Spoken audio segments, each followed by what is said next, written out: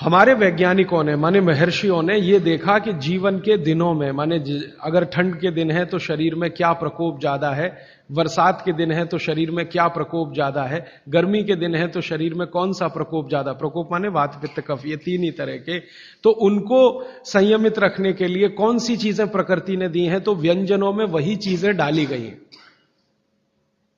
जैसे अब मैं आपको थोड़ा और स्पष्ट करता हूं, यह बात अमूर्त है लेकिन अब थोड़ी मूर्त करता हूं। सर्दी के दिनों में जितने भी त्योहार आप मनाते हैं या जितने भी त्योहारों में आप अपने जीवन को लगाते हैं, ये सब त्योहारों में आप देखो भोजन ज्यादा से ज्यादा आपके हिसाब से गरिष्ठ होता है। प्रिपरेशन कुछ इस तरह के होते हैं, जैसे आप तिल खा रहे हैं, सर्दी के दिनों में भरपूर तिल खाया जाता है और तिल के तरह तरह के व्यंजन बनाए जाते हैं।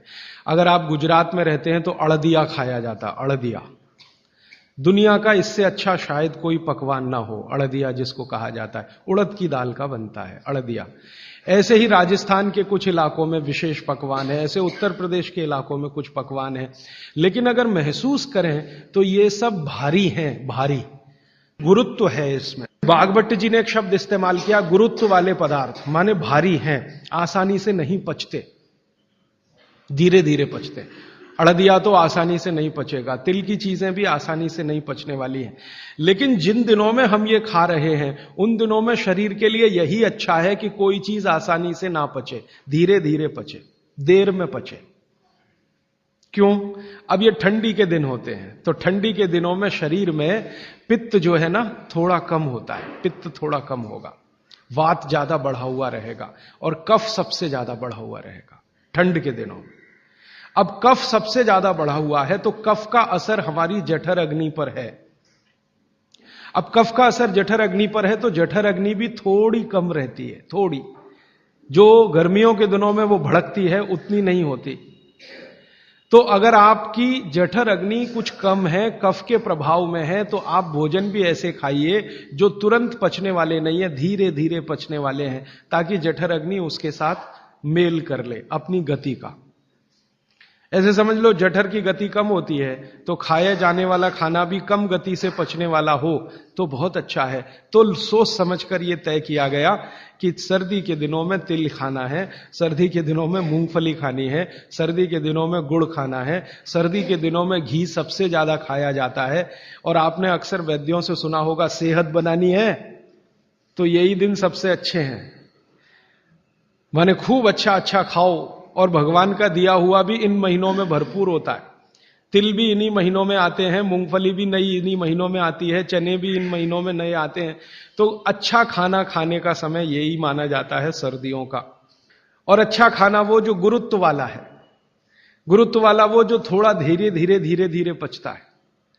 तो कितना बड़ा मेल बिठाकर हमारे लोगों ने हमारे व्यंजनों को त्योहारों के साथ जोड़ा।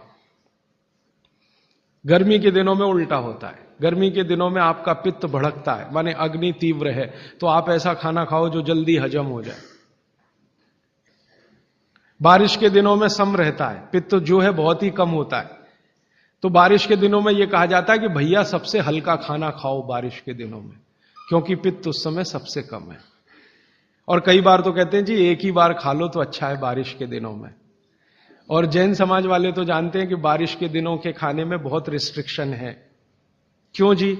ऐसा खाना तो आप खा ही नहीं सकते जिसमें पानी बहुत हो, क्योंकि शरीर में ही पानी बहुत होता है उस समय, प्रकृति के हिसाब से शरीर चलता है। तो बारिश के दिनों में अक्सर आपने सुना है जैन साधु संतों के मुंह से कि हरा पत्ती का सब्जी मत खाओ, हरा सब्जियां मत खाओ, ये वगैरह वगैरह। हरे पत्ती की सभी सब्जियां बहुत पानी भरी भरी, पानी शरीर में ही पहले से ज्यादा है क्योंकि बारिश में नमी ज्यादा है, तो आप ज्यादा पानी के शिकार होंगे। ज्यादा पानी भी अच्छा नहीं है, कम पानी भी अच्छा नहीं। तो इसलिए साधु संत जो कहते हैं वो भी कुछ विज्ञान के आधार पर कहते हैं। बस अंतर इतना ही है कि हमारे दिमाग में क्यों इतना गहरा घुसा हुआ है कि जब तक क्यों एक्सप्लेन कोई नहीं करता हम ना उसकी बात सुनते हैं ना मानते। तो अपने देश में बागभट्ट जी के अनुसार वात की चिकित्सा जिंदगी भर अच्छी रहे आपकी, तो तेल शुद्ध खाइए, ये एक सूत्र। अब